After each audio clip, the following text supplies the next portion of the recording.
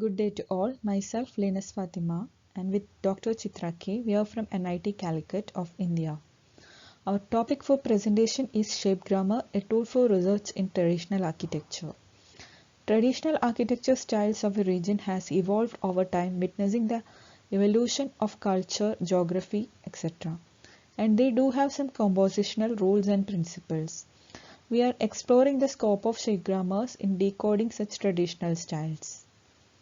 So let's begin with defining shape grammars. They are similar to phrase grammars, but difference is that they are written over the vocabulary of shapes. Or it can be defined as a set of shape rules that apply in step-by-step way to generate a set or a language of designs. They capture a computational process graphically of shapes being added and subtracted in accordance with a spatial relation. In the following figure, we can see a two-rule grammar. Methodology of research. A literature study was conducted on shape grammar concepts and application of shape grammars in traditional architecture. Then we selected two case studies and parallelly we had done a sample shape grammar generation. For that we had selected a traditional prototype based on literature review and we selected 5 samples of this traditional prototype. Then we documented those samples and drawings were prepared. Then we identified the vocabulary for grammar formulation and later we formulated the grammar. Then we analyzed the grammar formulation methodologies in both case study as well as the sample shape grammar generation and reached into a conclusion. The first case study is of traditional Turkish houses. It was generated by Kulen Gaktas in 96. The generation is based on position of hall and an imaginary grid. The case study 1 is traditional Turkish houses.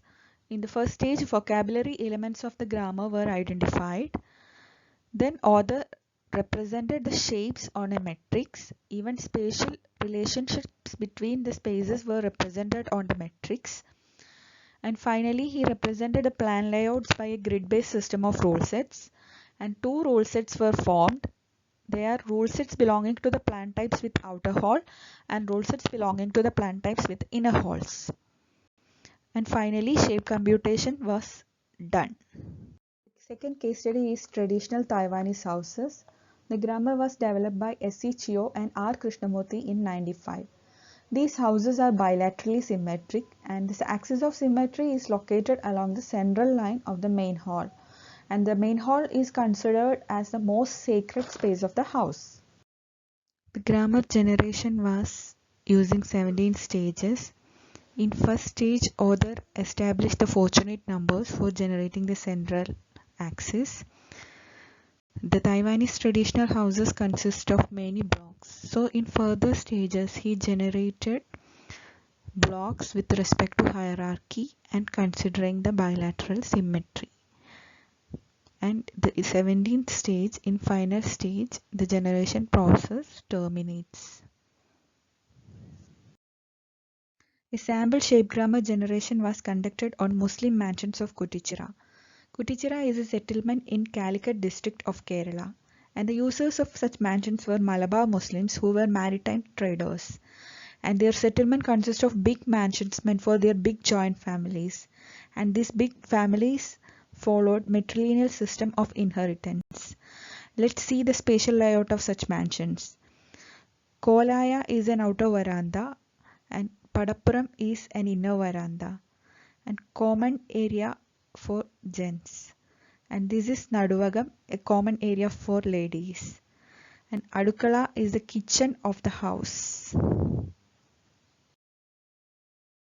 5 samples were selected from different parts of the settlement. These are some of the selected samples.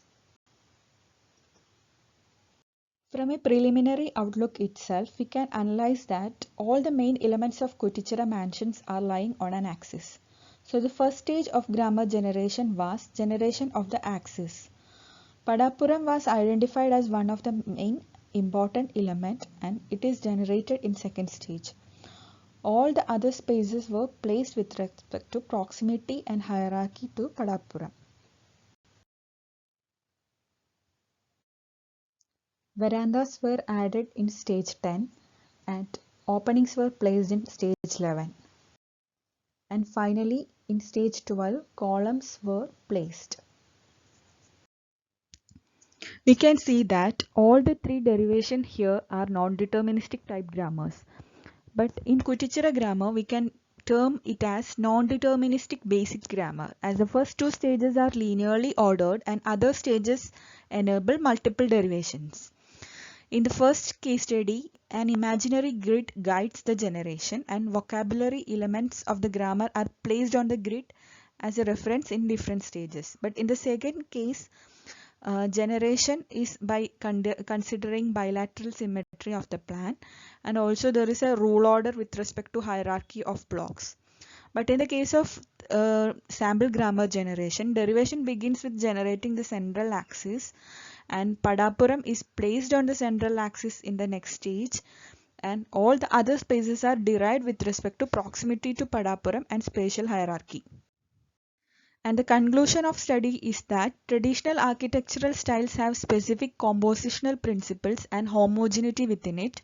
Hence, it is essential to define the language of traditional architectural styles to comprehend it better. But the researchers can choose the methodology of shape grammar generation based on the type of the plan and form of the structure. Hence, shape grammar can be used as an efficient tool that can generate or decipher the language of various architectural styles. These are the references. Thank you.